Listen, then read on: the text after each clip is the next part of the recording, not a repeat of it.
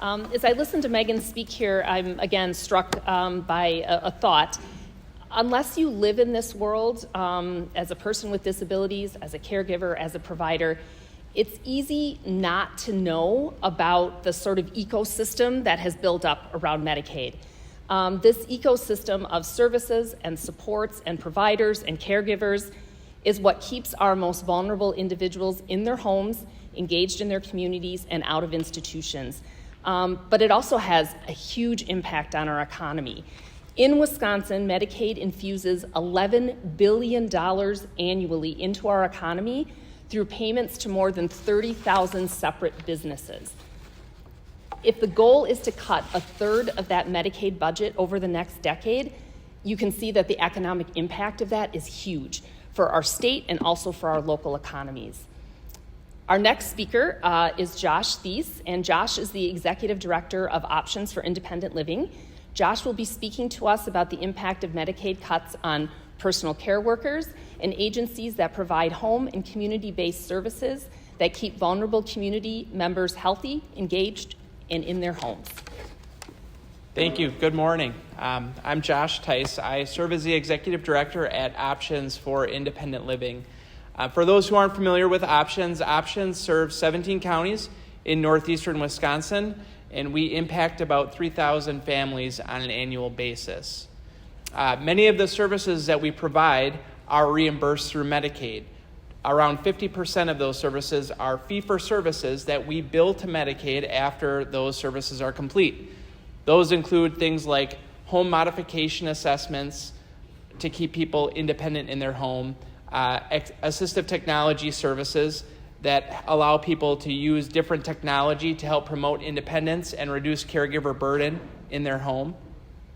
Additionally, we provide a personal assistance services or personal care workers program that serves people throughout our 17 counties. And an interesting stat that I wanted to share is that around 22% of Wisconsinites are enrolled in the Medicaid program. Many of these individuals are receiving services in the community outside of institutional settings. Many of the providers are experiencing shortfalls already in the reimbursable amounts of Medicaid and Medicaid subsidized services. Reducing that even more will force these providers or providers like Options to discontinue or to eliminate those services that we provide to the community. That includes personal care workers, modification assessments, and additional services that so many of our most vulnerable and elderly people rely on. The direct care workforce shortage is impacting both community-based services and also institutional settings. So if there is a reduction of home and community-based services reimbursement through Medicaid, naturally, people will not be able to remain in the community.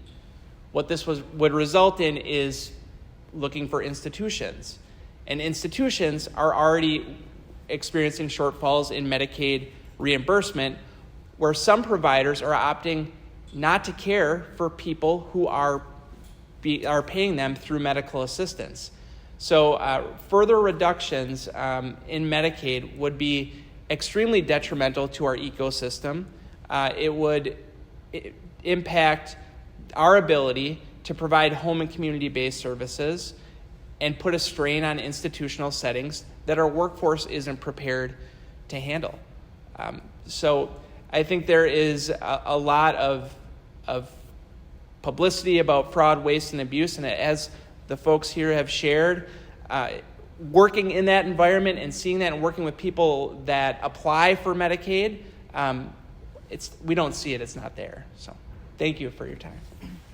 Thanks, Josh. On a personal note, as a parent of a young man with disabilities, I am incredibly grateful for the caregivers in our community. Being a caregiver is not for the faint of heart, and when you find a great one, they are worth their weight in gold. As we've seen here, nobody is getting rich as a caregiver in the Medicaid system. You heard Devin cite a statistic that 7 in 10 Medicaid recipients work. And that is absolutely true. That's an accurate statistic. But what I think is missed in that is in that 7 in 10 Medicaid people who work, a lot of those are paid caregivers, right? Who we simply don't pay our caregivers enough, and so they don't make enough, and so they get their health care through Medicaid because of they meet the income requirements. So, I think we need to understand what the impact is from the individual to the organization to the institution and so on. The impact of this is going to be very widespread.